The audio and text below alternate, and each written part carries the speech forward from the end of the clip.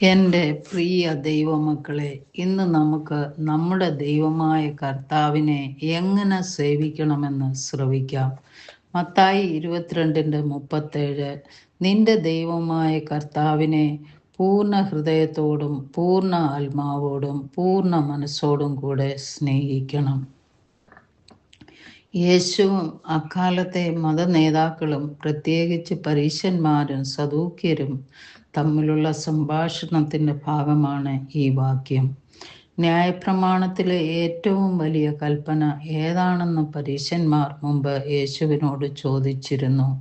മറുപടിയായി യേശു ഒരു പുതിയ കൽപ്പന നൽകുക മാത്രമല്ല, യഹൂദ വിശ്വാസത്തിൻ്റെ അടിസ്ഥാനപരമായ ഒരു വശം ഉപയോഗിച്ച് ദൈവത്തെ സ്നേഹിക്കുന്നതിൻ്റെ കേന്ദ്ര ബിന്ദു വീണ്ടും ആവർത്തിക്കുകയും ചെയ്യുന്നു.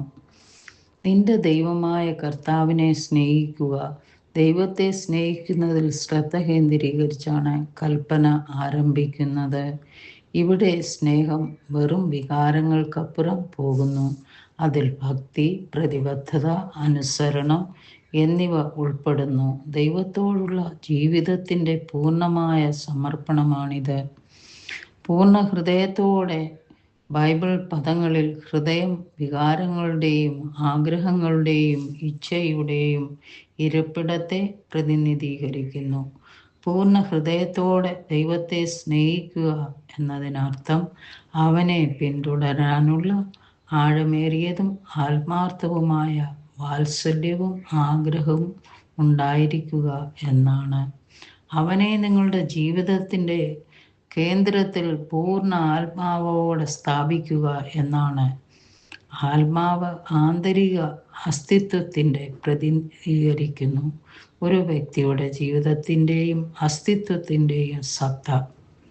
ദൈവത്തെ പൂർണ്ണ ആത്മാവോടെ സ്നേഹിക്കുക എന്നതിനർത്ഥം നിങ്ങളുടെ വ്യക്തിത്വം അവനുമായുള്ള നിങ്ങളുടെ ബന്ധവുമായി ബന്ധപ്പെട്ടിരിക്കുന്നു എന്നാണ്. നിങ്ങളുടെ ആത്മാവ് അവനു വേണ്ടി പൂർണ്ണമായും സമർപ്പിക്കപ്പെട്ടിരിക്കുന്നു. നിങ്ങളുടെ ജീവിതം അവൻ്റെ ഇഷ്ടത്തിനനുസൃതമായി ജീവിക്കുന്നു. പൂർണ്ണ മനസ്സോടെ എന്നത് നമ്മുടെ ചിന്തകൾ, ബുദ്ധി, ഗ്രാഹ്യം എന്നിവ ഉപയോഗിച്ച് ദൈവത്തെ സ്നേഹിക്കുന്നതിനെയാണ് സൂചിപ്പിക്കുന്നത്. നമ്മുടെ യുക്തി, തീരുമാനങ്ങൾ, നമ്മുടെ ചിന്താഗതി എന്നിവ ഉപയോഗിച്ച് ദൈവത്തെ സ്നേഹിക്കുന്നതിനെ കുറിച്ചാണ് ഇത്.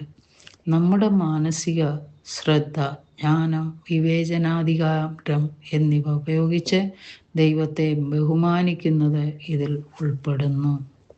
ദൈവത്തോടുള്ള സമഗ്രമായ സ്നേഹത്തിന് നാം വിളിക്കപ്പെട്ടിരിക്കുന്നു. അതിനർത്ഥം നമ്മുടെ ജീവിതത്തിൻ്റെ എല്ലാ വശങ്ങളും ദൈവഹിതവുമായി പൊരുത്തപ്പെടണമെന്നാണ്. നമ്മുടെ ജീവിതത്തിൽ ദൈവത്തിന് പ്രഥമ പരിഗണന നൽകിക്കൊണ്ട് ദൈവവുമായുള്ള നമ്മുടെ ബന്ധത്തിന് മുൻഗണന നൽകുക. നമ്മുടെ സ്നേഹം നിഷ്ക്രിയമായിരിക്കരുത്, സജീവമായിരിക്കണം. അതായത് ജീവിതത്തിൻ്റെ എല്ലാ മേഖലകളിലും ദൈവത്തെ ബഹുമാനിക്കാനും സേവിക്കാനും നമ്മുടെ സമയവും ഊർജവും പരിശ്രമങ്ങളും സമർപ്പിക്കുക എന്നതാണ്. നമ്മുടെ ബുദ്ധി ഉപയോഗിച്ച് ദൈവത്തെ സ്നേഹിക്കുക. അവൻ്റെ വചനം, അവൻ്റെ ഇഷ്ടം, അവൻ സൃഷ്ടിച്ച ലോകം എന്നിവ മനസ്സിലാക്കാൻ ശ്രമിക്കുക. നമ്മുടെ ദൈനംദിന ജീവിതത്തിൽ ഈ കൽപ്പന നാം എത്രത്തോളം നന്നായി നിറവേറ്റുന്നുവെന്ന് വിലയിരുത്തുന്നതിലൂടെ ദൈവവുമായുള്ള നമ്മുടെ ബന്ധം ആഴത്തിലാക്കാൻ സാധിക്കും.